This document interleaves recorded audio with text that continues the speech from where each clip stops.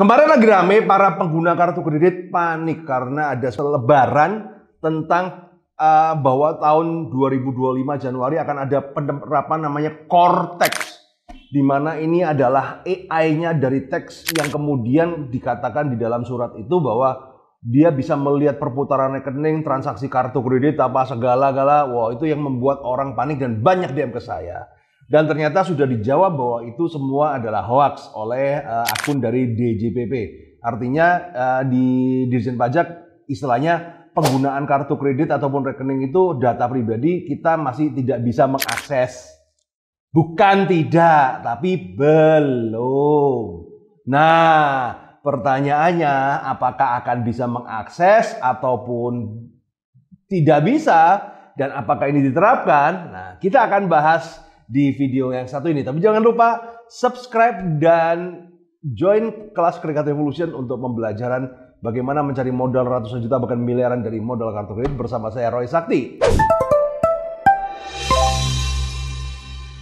Halo Street Smart, ketemu bersama saya Roy Sakti dan kali ini saya akan membahas sedikit tentang teks, tapi dari kacamata saya seorang pengajar dan kartu kredit ya teman-teman ya. Sekali lagi, ini hanya opini dari saya pribadi, tidak bisa dijadikan patokan juga. Silakan Anda belajar dengan konsultan-konsultan pajak dan yang lain-lainnya. Jadi basic saya ya. Jadi gini, teman-teman kemarin tuh ada sebuah selebaran. Saya tahu selebaran ini adalah sebuah iklan sebenarnya dari konsultan pajak yang sukanya nakut-nakutin ya. Yang memang tujuannya adalah supaya ikut kelasnya dia, ikut workshopnya dia. Yang which is itu tidak ada masalah teman-teman. Memang stylenya konsultan pajak itu begitu. Selalu namanya konsultan pajak adalah membuat materi-materi yang tentang ketakutan-ketakutan supaya dia bisa jadi konsultanmu. Itu udah pola lama dan hampir di Indonesia kayak begitulah ya. Memang itu mainnya orang pajak ya. Nah, tapi di penerapan core tax ini saya sempat kaget juga. Tiba-tiba ada ini.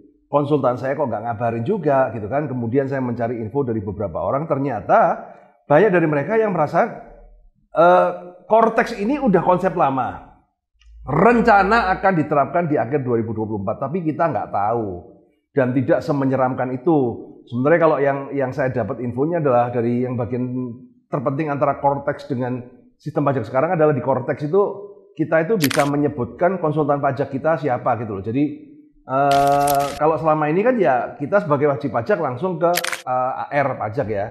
Nah sekarang itu kita mendaftarkan konsultan kita. Jadi nanti ada perantara konsultan ini dengan AR pajak itu bisa secara resmi. Kronologisnya seperti itu teman-teman ya. Nah tapi pertanyaannya apakah kita pengguna kartu kredit itu harus panik atau tidak ya. Ini berdasarkan opini pribadi teman-teman ya. Tapi sebelum saya berbicara opini, ini opini saya sebagai seorang pengajar kartu kredit yang sudah 14 tahun ngajar. Ya, murid saya di Kredit Revolution itu sudah 30.000 lebih. Saya mulai ngajar tahun 2010. Saya mengajarkan bagaimana menggunakan kartu kredit untuk modal bisnis. Dan kemudian di setiap kelas saya itu saya selalu memberi akses pada murid-murid saya. Kalau ada masalah-masalah yang penting silakan kontak saya. Saya memberikan kontak saya kepada mereka dan kontak mereka saya save di HP saya. Jadi kalau Anda lihat di HP saya ini nomor member-member saya dari tahun 2010 itu lengkap teman-teman. Artinya ketika terjadi sesuatu yang berhubungan dengan perpajakan atau berhubungan dengan perubahan yang lain, pasti saya akan mendapatkan info. Entah itu yang dari Jakarta, dari Surabaya, dari mana. Karena ya pasti mereka kan bertanya di grup, dari grup kemudian langsung ke saya. Nah, berdasarkan pengalaman saya di 14 tahun ini ya teman-teman ya. Kartu kredit ini memang pertanyaannya apakah pajak bisa mengecek? Bisa aja kalau dia mau. Cuman problemnya adalah pajak itu sebenarnya tidak terlalu tertarik dengan yang namanya pengguna kartu kredit atau orang yang utangnya banyak. Kenapa? Karena menurut mereka itu kalau orang utangnya banyak itu kurang nyaman untuk disembelih lah. Percuma lah kita periksa ternyata utangnya banyak nggak ada duitnya gitu loh. Mereka lebih fokus kepada orang-orang yang mempunyai penghasilan yang belum dilaporkan secara perpajakan. Karena ada harta di situ yang bisa untuk target mereka teman-teman. Ya sebenarnya masuk akal juga ya teman-teman ya. Nah kenapa? Karena penggunaan kartu kredit itu pengeluaran gitu teman-teman. Beda kalau Anda main gestun. Kalau Anda main gestun, Anda main gesek tunai atau melakukan praktek gesek tunai, kemudian ada transaksi masuk ke Anda, berarti kan income, berarti ada omset. Nah itu beda. Tapi kalau kita menggunakan kartu kredit itu pengeluaran. Tapi hati-hati juga buat teman-teman yang pemain platform-platform invoicing, di mana Anda menggunakan kartu kredit untuk apa? Sebenarnya ada gestun di situ. Nah problemnya adalah rekening penerima itu siapa? Itu yang jadi masalah nanti.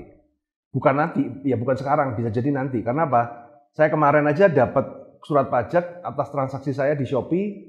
Jadi saya tuh punya toko Shopee yang udah lama ke moderasi, tapi dia bisa pegang data saya dari tahun 2020 sampai 2022. Ya untungnya di Shopee itu kan transaksinya cuma beli buku Credit Card Revolution itu kan, jadi ya nggak ada masalah sih teman-teman. Tapi ya artinya data-data ini ya mungkin sekali ini belum terjadi apa-apa, tapi ya bisa jadi beberapa tahun. Makanya saran saya teman-teman kalau Anda mau gesek tunai lebih baik, lebih aman sih menggunakan fasilitas pihak ketiga. Jadi Anda nggak ada resiko, Anda murni dari sisi kartu kredit aja, Anda melakukan pengeluaran itu nggak ada masalah ya.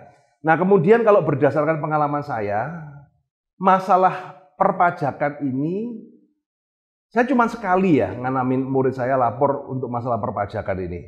Yaitu waktu itu ada seseorang yang dia ini ketika apply kartu kredit tidak menggunakan NPWP teman-teman. Ya nggak pakai NPWP tapi dia punya kartu kredit dan kemudian dia disuratin pajak karena kartu kredit itu. Yang intinya adalah kalau Anda tidak mempunyai NPWP, kenapa Anda bisa punya kartu kredit dan terpakai? Artinya kalau Anda tidak mempunyai NPWP, artinya kan Anda tidak mempunyai penghasilan, tapi kenapa Anda bisa punya kartu kredit dan Anda bisa melakukan transaksi? Nah, sepanjang saya tahu cuma itu aja sih. Kalau masalah-masalahnya nggak ada ya teman-teman ya. Nah, tapi beda kasus gini ya, beda kasus kita berbicara pajak itu kan setiap orang itu kan mempunyai profil yang berbeda-beda. Beda kasus kalau Anda kena masalah di pajak karena Anda mungkin beli rumah tapi SPT Anda nggak cocok, ataupun Anda bayar supplier tapi nggak cocok, nggak sinkron, dan kemudian ketika Anda diperiksa dan Anda tidak berkoordinasi dengan baik, akhirnya sampai merambat pada urusan kartu kredit, itu ada teman-teman, itu ada. Tapi kalau hanya gara-gara pemakaian kartu kredit, kemudian dipanggil pajak, itu sepanjang saya ngajar dari tahun 2010 sampai dari tahun 2010 sampai sekarang 2024 itu belum ada. Nah, pertanyaannya Pak ke depan, apakah Cortex ini akan ada? Ya mungkin bisa jadi, tapi tantangannya akan besar. Kenapa teman-teman? Anda harus tahu bahwa Bu Sri Mulyani dipastikan tidak menjabat sebagai Menteri Keuangan di periode Pak Prabowo. Ya, jadi kan bisa dibilang biang kerok kita cemas masalah pajak ini ya kan ibu satu ini, Menku ini gitu teman-teman ya. Selama 10 tahun kita selalu kejar-kejar pajak, tertib pajak ini kan ya ibu yang galak ini teman-teman ya. Nah kemudian ketika pemerintahan Pak Prabowo ya bisa hampir dipastikan lah. Nggak tahu lagi tiba-tiba masuk lagi ya tambah pusing lah kita kalau ada Bu Sri ya kan. Tapi pasti ada kader yang lain ya. Nah artinya bisa jadi nanti aturan akan berubah. Ya bisa enggak, bisa iya, tapi kemungkinan besar berubah. Artinya ketika Menteri Keuangannya berubah, ya otomatis semua aturan di bawahnya juga berubah, teman-teman.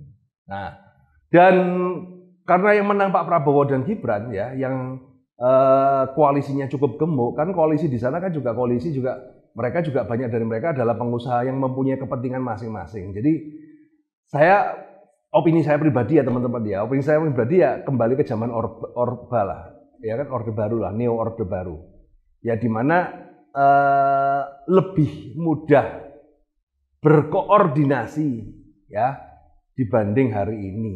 Ini opini saya pribadi teman-teman ya, karena kalau terlalu saklek beda kasus kalau yang jadi presiden nanti Ahok itu kan wah itu kita bisa saklek gitu kan kayak Singapura ya, tapi artinya ya akan ada jalan-jalan tikus, tapi kita nggak tahu sampai di mana dan seberapa. Ya kita berdoa aja semoga lancar teman-teman. Nah, cuman pesan saya bagi Anda para pengguna kartu kredit ya, ketika Anda memiliki kartu kredit ya harus berimbanglah dengan penghasilan yang Anda laporkan ke pajak. Jangan Anda punya kartu kredit limit ratusan juta bahkan miliar, kemudian tapi Anda SPT-nya Anda cuma karyawan dengan gaji 5 juta, kan nggak nyocok. Itu nantilah hal-hal yang seperti inilah nanti yang akan menimbulkan masalah.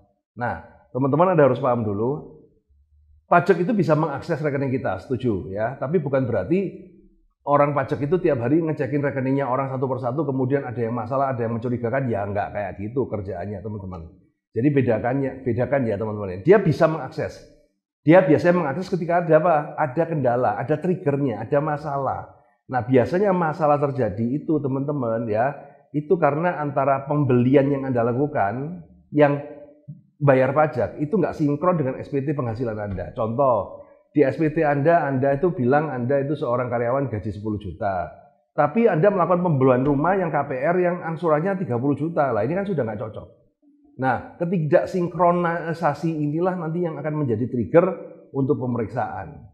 Nah, saran saya memang kalau Anda sudah tarafnya ada, sudah punya bisnis yang settle, kemudian sudah punya penghasilan yang settle, limit kartu besar ya, Anda harus sering-sering berkonsultasi dengan konsultan kartu kredit. Bukan konsultan kartu kredit, konsultan pajak, teman-teman ya, konsultan pajak ya untuk kondisi Anda itu jangan sampai terlalu mencolok ya. Semoga bermanfaat teman-teman dan jangan terlalu galau kawan-kawan. Selama Anda bayar pajaknya tertib ya masuk akal lah teman-teman, akal-akali dikit ya, cincai lah, tapi yang penting masih bayar. Dan kemudian penggunaan kartu kredit Anda tidak terlalu ekstrim ya. Makanya teman-teman kalau ada tanya, saya ketika kemarin musim pemburu miles ya kan, di saat yang lain itu berlomba-lomba berburu miles, kemudian melakukan transaksi miliaran dalam waktu 1 bulan, saya santai aja, saya tidak berburu miles. Karena saya lebih condong miles yang organik, artinya semua pengeluaran saya di kartu kredit, di cash, saya konversi ke kartu kredit dan setelah itu adalah ya saya mendapatkan miles dari situ. Jadi nggak terlalu abusif gitu loh. Karena kalau terlalu abusif itu bisa menjadi bumerang di masa yang akan datang. Oke, semoga bermanfaat dan sekali lagi teman-teman kalau Anda mau belajar tentang kartu kredit silakan Anda bergabung di komunitas Credit Card Revolution bersama saya Roy Sakti dan see you guys.